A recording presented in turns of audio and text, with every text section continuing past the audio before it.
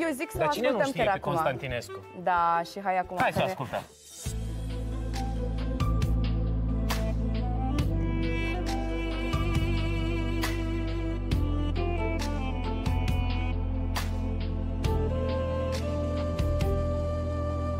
Ieri am fost și noi copii, dar timpul a schimbat.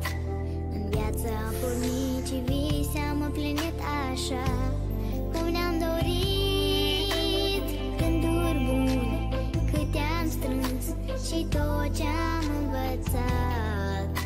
Copiilor să dăm iubirea ce-o purtăm cei buni, să le arătăm.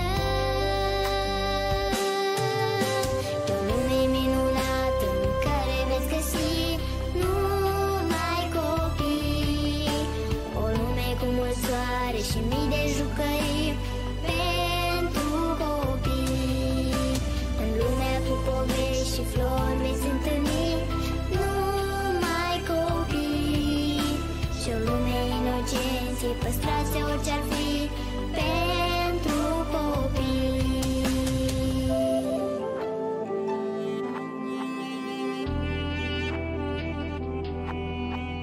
Undeva pe un colț de stea copilăria ta a rămas visând cu ochi senin arzând spre cer.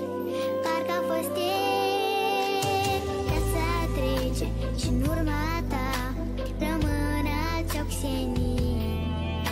Copiilor să dăm iubirea ce-o portăm cei buni, să le arătăm.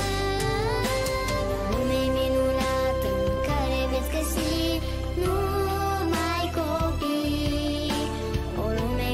soare și mii de jucării pentru copii. În lumea cu povești și flori veți întâlni numai copii. Și o lume inocenței păstrați orice-ar fi pentru copii.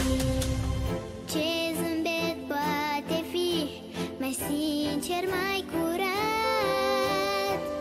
Ce ochi știu atât de adevărat.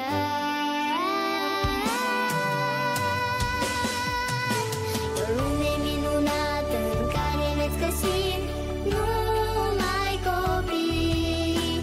O lume cu mult soare și mii